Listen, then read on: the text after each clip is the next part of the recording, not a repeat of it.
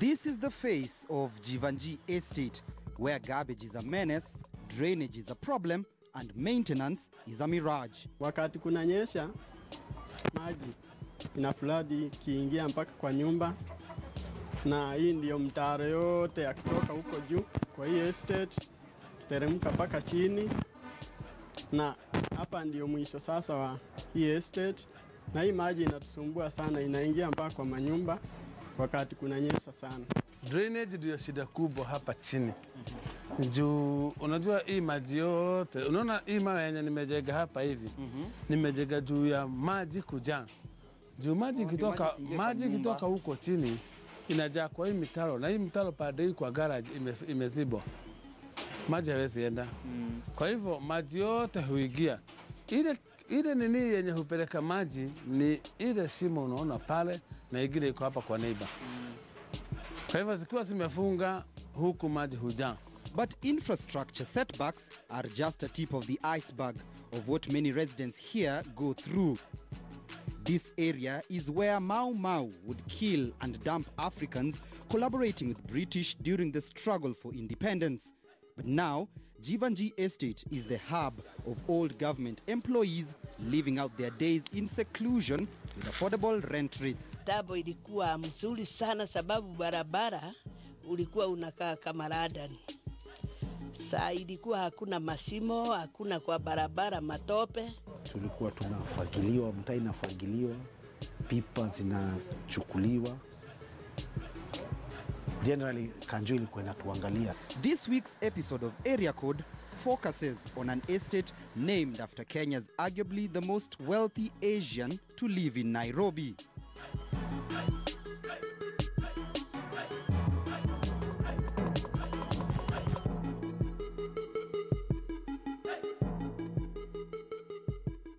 We are at the heart of Jevanjee Estate. John Karanja has been a resident here for more than 30 years and wants to show us what he considers as the estate's biggest problem. Hii maji ndio unaona iko hapa kwa nini penye tunachota maji ya kukunywa. Na hii drainage hapa ndio inashika hii na pande ile. Kwa hivyo hata kwa huyu mama unaona bado kwako imefunga. Unaona? Kwa hivyo saa hii kukanyesha tutakaa kwa mavi. Kukanyesha hata tunaomba Mungu isinyeshe. Saa hii hata ndio tumetoka kuongea naye. Ananipatia pesa tuongeze pipe hii. Tuchokole mambo itoke, tuone kama maji itaenda. Juu ukitoka hapa unakuja pande hii. Nitakupeleka pande hii. Hapa pande hii mechanics wamejega choo. Wamejega choo karibu na manhole yenye imesafiwa na hii. Most of the manholes in Jevanjee Estate have long been clogged after years of neglect by the Nairobi City Council. Residents now have to contend with such scenes, sewage water seeping right to their doorsteps. Drainage ndio shida kubwa hapa chini. Juu unajua hii maji yote, unaona hii mawe yenye nimejega hapa hivi, nimejega juu ya maji kujaa. Juu maji kitoka huko chini inajaa kwa hii mitaro, na hii mitaro pande kwa garage imezibwa. Maji hawezi enda. Kwa hivyo maji yote huingia. Ile nini yenye hupeleka maji ni ile shimo unaona pale, na ingine iko hapa kwa neighbor. Kwa hivyo zikiwa zimefunga huku maji hujaa. Wakati kunanyesha, maji ina flood kiingia mpaka kwa nyumba, na hii ndio mtaro yote yakitoka huko juu kwa hii estate teremka mpaka chini. John's growing concern has been the fact that the Nairobi City County has neglected the estate for years.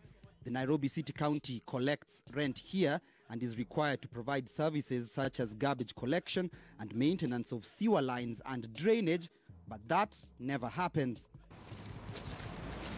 So hii ilizibwa. This was a drainage system that was blocked. That was blocked. Sasa hakuna kitu inaweza pita hapo ikienda huko. So does that mean when it rains, hizi nyumba zinakuwa affected na maji? Hizo isikuwa affected. Huko chini ndio tunakuwa affected. Juu maji yote ikitoka ikiruka juu inateremkia wapi? Chini. Maji ya juu yote juu pia huko amefunika mitaro, maji yote huenda huko chini. Kwa hivyo sisi ndio tunakuwa kwa shida. Hebu nikuulize, haya malalamishi Mmepelekea landlords wenu Nairobi County? Tumewapelekea, hakuna kitu hawajui, lakini hawajaifanya kitu yoyote. In fact, ile kitu alituambia the time tulienda kwa estate officer, tukaenda kucomplain kwake, akatuambia nyinyi mnaelekea kufukuzwa. Ni mitano tunatengeneza ya nini? Oh. Hiyo ni kitu kama 4 years back. Family man Edward Njora moved into Jevanjee back in the 1970s. He was a class 1 pupil at the time. Now, he plans on leaving this house for his children later on. Just like John, he too agrees that Jevanjee Estate was left at the mercy of its residents by the Nairobi City Council. Back then, tulikuwa tunafagiliwa, mtaa inafagiliwa, pipa zinachukuliwa. Generally, Kanjo ilikuwa inatuangalia as in cleanliness, hiyo kuchukua hizo pipa, kupanda miti, and you could, as against now, sasa unaona watu wamejenga, then you would tell, I could see you even from the entrance, najua. Huyu mtu, Open. No, there were 3 entrances into the estate. Chini, katikati na juu. But sasa unajua tulikuwa tunajuana. I could tell wewe ni wa nyumba fulani. So basically it was like a family. Kanjo ishatuachilia, you know. Right now is the only relationship yetu na Kanjo is, I would say, is only rent. Right? That's the only place. That's juu hizo vitu sasa, they don't do it anymore. Many of those who live here are retirees, holding on to the houses which they most likely inherited from their parents. And because the Nairobi City County rarely visits the area, residents have had to do their own maintenance. Not only that, businesses have thrived in Jevanjee. Kuna nyumba za Jevanjee ambazo ni 3 bedroom na kuna bachelor quarters. Musa Njeru has lived in Jevanjee since 1979. Like many residents here, he has decided to utilize the available space to build iron sheet housing, which he rents out to gain extra cash. Sasa hivi Nairobi watu wamekuwa wengi. Hizi extension mara ya kwanza tukitengeza ilikuwa tutengezi za kuombolesha. Ilikuwa natengeza juu tusha grow. Mother yuko hapa, kama mimi hapa tulikuwa mabrothers wa 4 na mademu 2. Tuko 6 sote. Hatungeza tushakuja nyumba. Sasa kwanza mimi first born kwanza mother akamtengezea kanyumba ka kwanza, mimi kugrow tena nikatengeza kingine. Sasa tukaenda tukiongeza hivyo.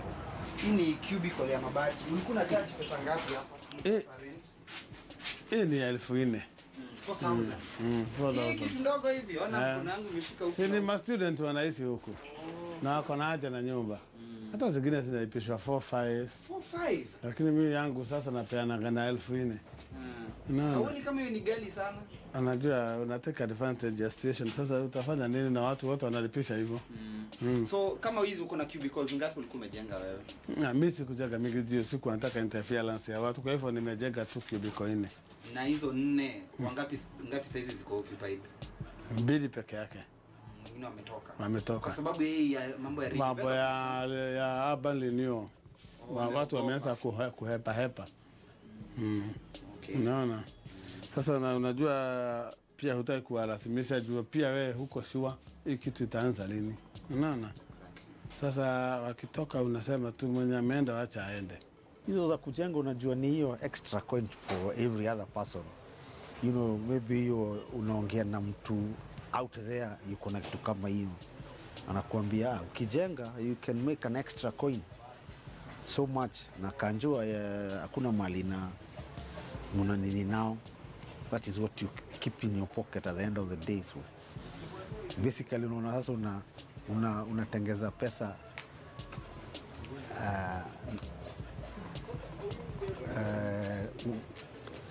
you're not supposed to be making it in the first place, because kadi inasema you should maintain the house the way it was. Lakini sasa unaona hiyo disconnect ya sisi na Kanjo, that has brought those things. Initially, the houses here were built European style. They had no gates and no fences. But now, iron sheet fencing is the order of the day. Jevanjee Estate is located next to Ngara Estate, less than 4 kilometers from the Nairobi Central Business District. It's a conservative community where neighbors know each other and strangers are quickly isolated from the group. Because I cannot tell one where mtu alihama ati akarudisha kadi for Kanjo to come and mtu aingie, not unless umelemewa na kulipa rent. You've never seen it in 30 plus years. Those years that I've lived here, I've not seen one who took back the card. Kanjo ikaleta a new tenant from wherever. Sisi tangu tukiwa wadogo kitu tuna deal nayo ilikuwa ni either football ama boxing ama karate, hizo ndio tatu. Hapa tumetoa kuna maboxer wametoka hapa wakini Sandeko ma world champ. Kuna brothangu naye alikuwa pia mchezea posta ameintroduce alikuwa akicheza boxing, mimi nimecheza boxing. Kuna makarateka na kuna mafootball, lakini ndio sasa mambo ya mtaani ndio anakuwa mzuri kidogo, mambo inadidimia. But for all its current history, Jevanjee Estate indeed has had a checkered past, one filled with turmoil, betrayal and bloodshed, all until one man came by and restored some order. All that and much more after the break. Na tena hapa kitu inaitwa vita hakuna. Miaka ile yote tumekaa hapa, hakuna vita, hakuna waisi. Barabara zilikuwa na lami zote. Sio vile unasiona saa hii. Hii saa hii imekuwa juu huko, maji ndio zote zimefungwa. Kwa hivyo maji yote hupita kwa barabara, ikikuja huko chini hii mitaro yote imefunikwa hivi. After he died, and then that is when the Jevanjee Gardens was set aside and named after him.